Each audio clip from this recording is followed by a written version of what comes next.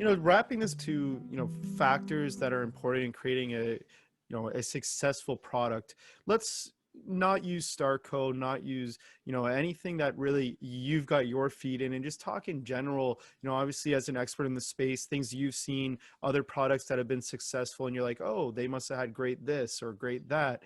Do you want to touch on any of these factors? Obviously I'm used to buying things off the shelf, but I have no idea what was the reason they're there. I mean, there's a number of different companies that I've worked with before, even competitors, that may not have had the best mousetrap in the world, but their attention to detail and their playbook on marketing in store, out of store, vis-a-vis, a variety of different media landscapes, whether it be traditional or social. There's entities out there that have just amazing proficiency that they could make, some have made terrible products sing. So, I can, point to, there was this one entity that we were involved with in the sun care vertical. And really, they didn't know much about creating a great formula. And so they, sourced us and found us and said, hey, we understand that you guys did this product and that product. And, we'd really like to have a product that's similar. And this is what's important to us. And here's the attributes, and go ahead and provide it. And we'd love to have you as a co-packer. And we'd say, okay, well, here's kind of, as a co-packer, what you do is you say, okay, well, here's, pricing of this volume and so on and so forth. And you work out commercial terms.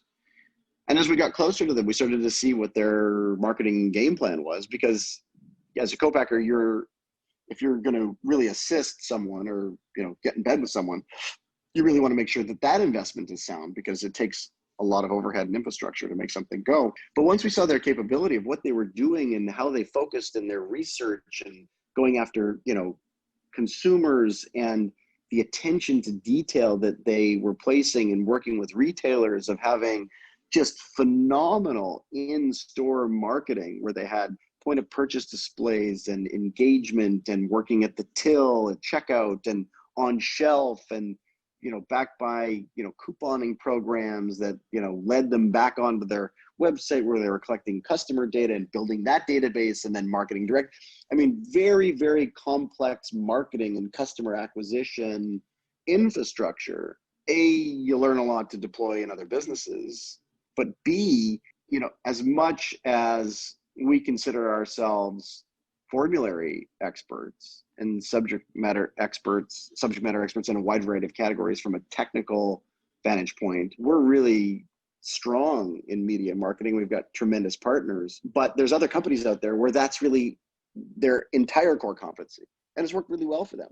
There's so many different factors, I think, that can make a successful product. Like you said, you could have crazy marketing. You mentioned having a great product. Of course, that's a good factor to talk about. That's probably the most obvious factor. You talk about financing and some other stuff, and that, a successful product is also a successful business, and that you have to make sure that the long-term, kind of factors are in play.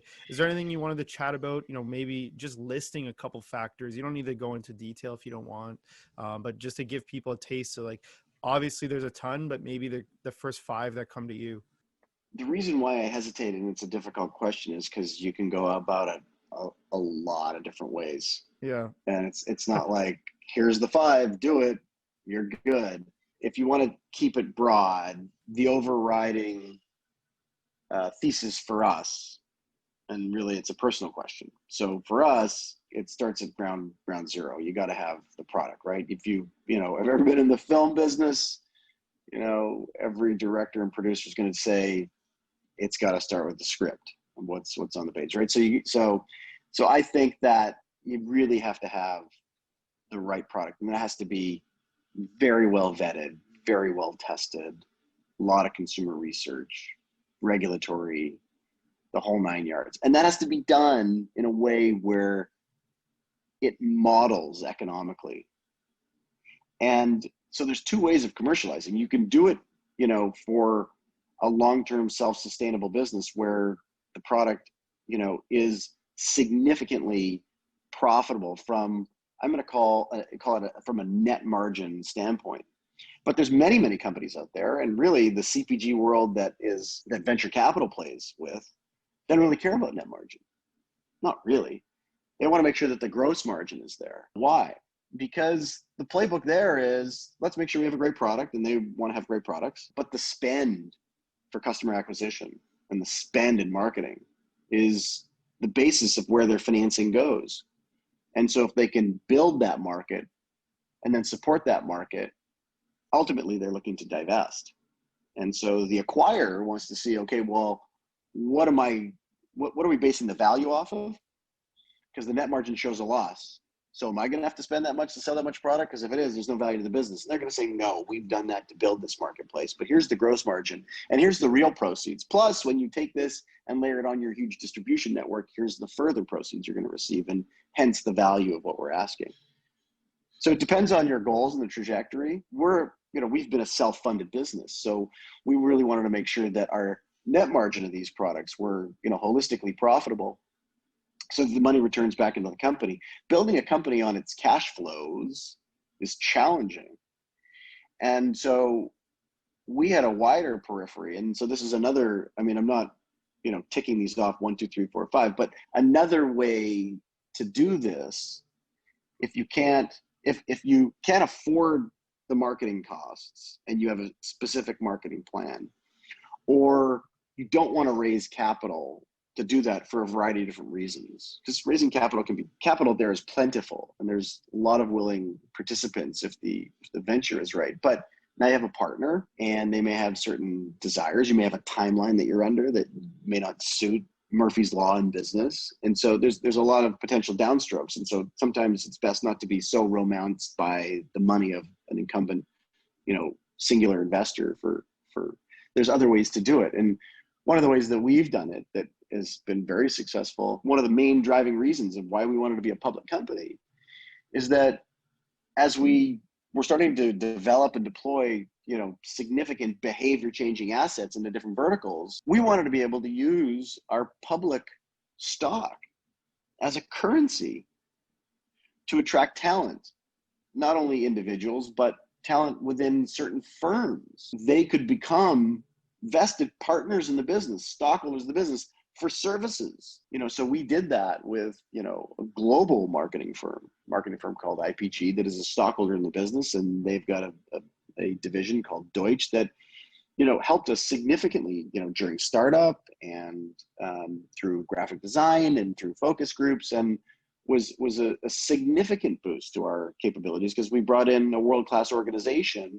But it wasn't about monetizing them up front. It was more about them saying, hey, we believe in this. It gives us a chance to have a vested interest, and you do what you do and we'll do what we do. And so that's a really interesting partnership.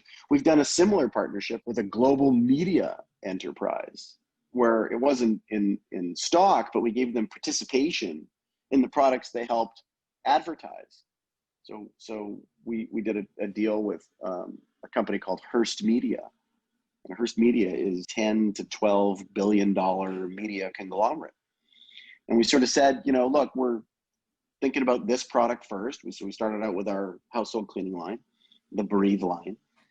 And we did a deal with one of their divisions that they own. They own the platform Good Housekeeping, which is, sort of utopian for cleaning products and whatnot. And so the idea is that, we would come to the table with cutting edge technology and branding and so on and so forth. And we would start to, utilize their platform for exposing the product and for marketing the product. And so you could sort of garner the benefit of what we do and what they do. And so, and they would participate, in sales of the product. And so you have this atmosphere of partnership for entities and organizations and potentially just individuals that want to be vested in a specific opportunity. And sometimes you can kind of put money aside. And once you do that, it's slightly freeing, because now you're all vested in a venture. You're all working towards a common goal. It's not about timeline.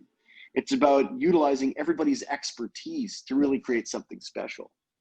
So that's what we've done to sort of culminate a plan that frankly is unique, because you've got this entire world that is so centered around raising capital, and raising capital pre-product, and raising capital pre-rev, and all this pressure and, you're racing towards an exit and so on and so forth. And so we didn't want to do that. And we're looking at something much more longer term.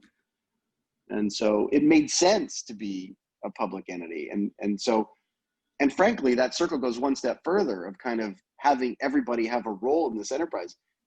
The reality is that in the concept of the entity, we felt that the public has the same role and potential responsibility if they're a vested owner in the company, right? Because you're ultimately creating great products.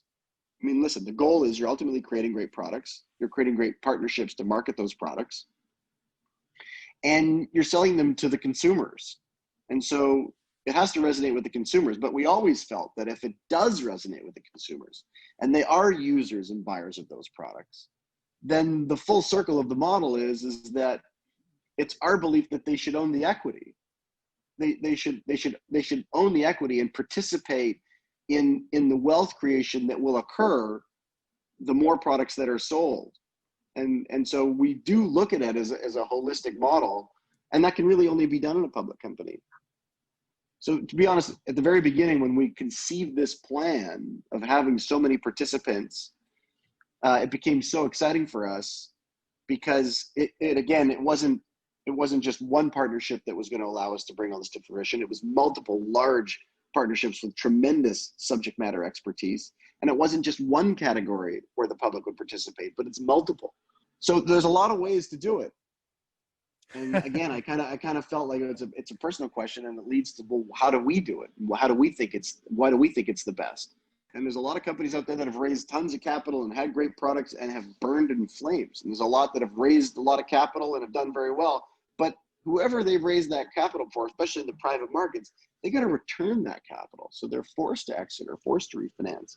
Those are complexities that we know all too well because of our private company and didn't want in our public. And so frankly didn't need. So we just felt like it's a unique but cleaner model.